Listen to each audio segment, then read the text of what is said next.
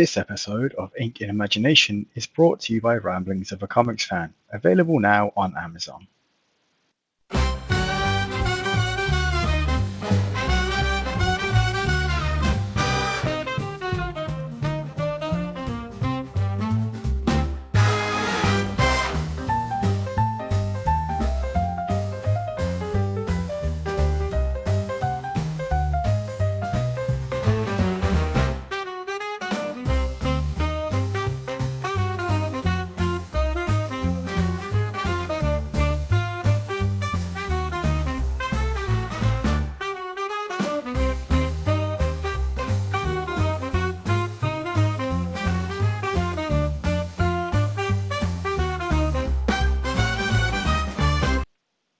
Welcome back to Those Two Geeks Present Ink and Imagination, where we turn the page in comic book history to find the real stories hiding beneath the panels.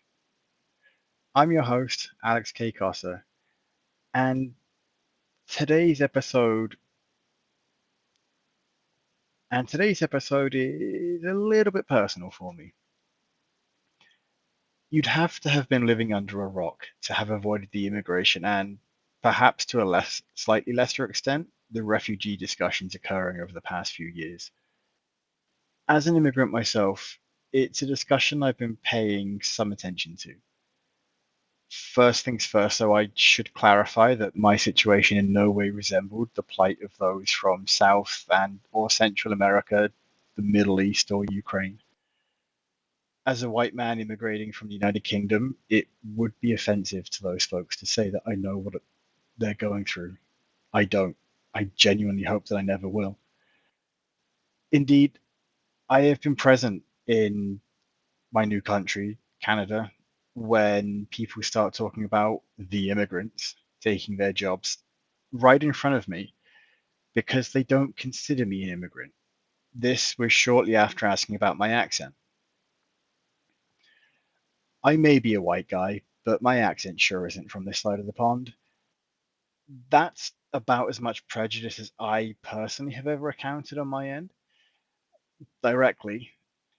And while I found it exasperatingly funny at the time, it does go to show the general sense that a very few have toward immigrants, at least in my experience.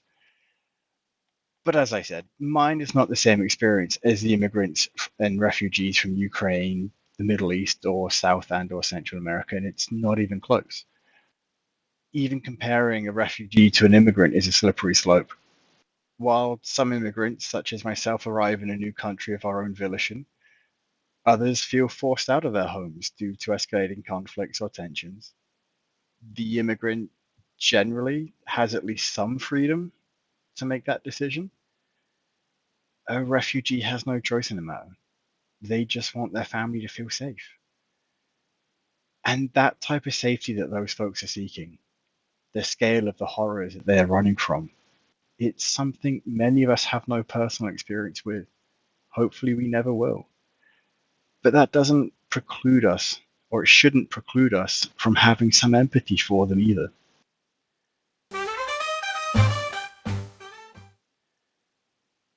Part 1. Setting the scene. Immigration and refugees in the 20th century.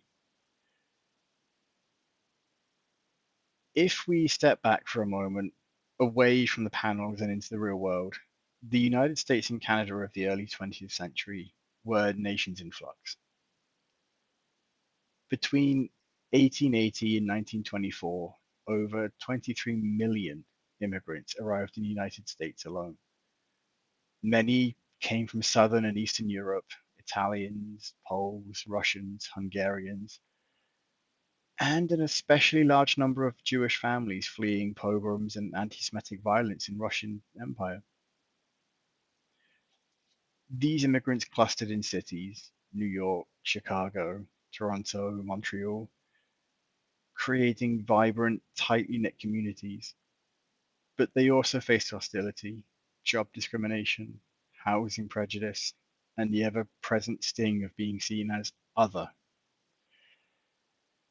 It was in this environment, tenements filled with multiple families, parents working long hours, in sweatshops and children hustling to bring in money, that American comic books were born.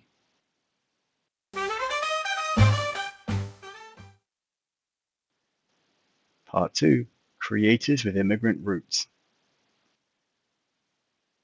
So many of the Golden Age's most influential creators were the children of immigrants. I'm not going to list all of them. I think that would be a worthy but extensive cause. However, Jerry Siegel was born in Cleveland, Ohio, to Lithuanian Jewish immigrants. His father ran a clothing store and tragically died during a robbery when Jerry was a teenager. That sense of vulnerability, of wanting someone to swoop in and protect the innocent, never left him.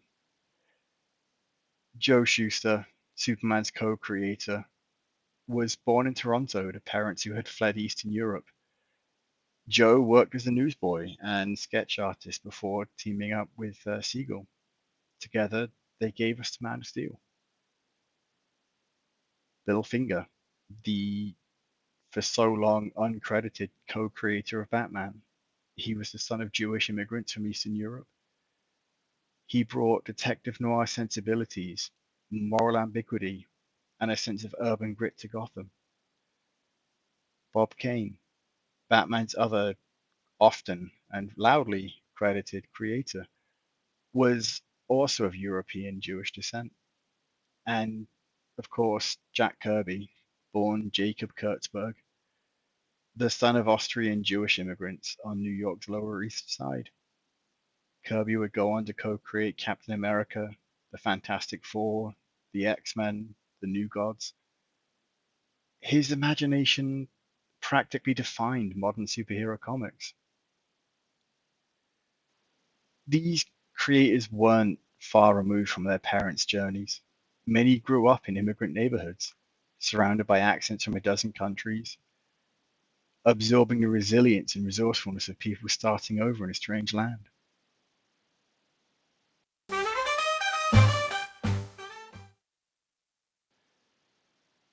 Part 3, Superman, the refugee from the stars. When we talk about immigration in comics, it's impossible to not start with Superman. Think about his origin story: a desperate set of parents on a doomed planet, a single child placed into a craft, a voyage across the stars into a strange new world. That's not just science fiction, that's a refugee narrative. Siegel and Shuster were creating Superman in the late 1930s, when the world was watching Jewish refugees flee Nazi Germany, only to be turned away by countries unwilling to take them. Superman was their fantasy of a refugee who was not just accepted, but embraced, who could give back to his adopted home in extraordinary ways. Truth, justice, and American way wasn't just a slogan. For immigrant families, it was the dream, a hope that in this new land, fairness and opportunity could prevail. Once you start looking for them, immigrant heroes are everywhere.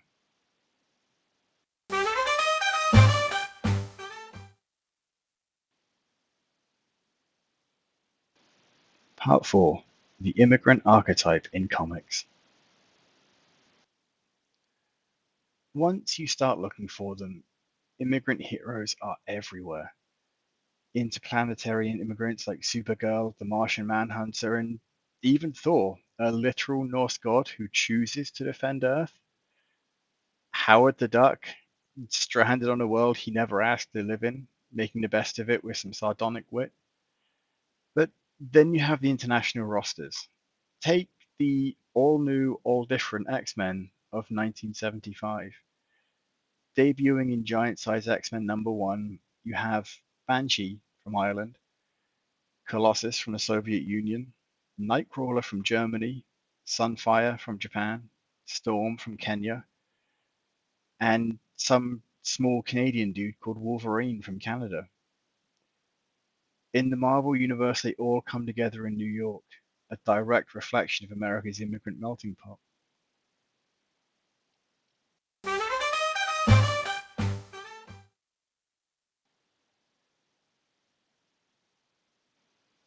Part 6. Part 5. Real-world parallels. Refugees in comic storytelling. Sometimes the immigrant metaphor in comics is subtle. Sometimes it's very explicit. Magneto, one of the X-Men's most complex villains, is a Holocaust survivor. His fear of persecution isn't abstract. It's rooted in lived trauma. It's why he fights so fiercely for mutant kind.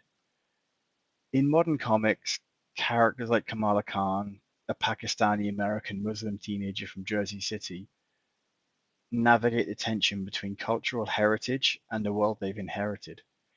And beyond the big publishers, independent comics have explored refugee stories head on, from graphic memoirs about displacement to allegorical science fiction about fleeing war-torn planets. Let's play the what if game. What if the US had closed its doors to Jewish immigrants in the early 1900s?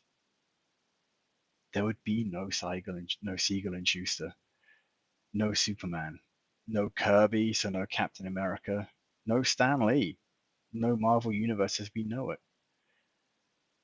Our modern mythology, our very sense of what a hero looks like, would be drastically different. Before you add your voice to those saying we should close our borders, take a look at your family history. Take a look at the characters you love. Ask yourself, would you even be here if your ancestors had been turned away?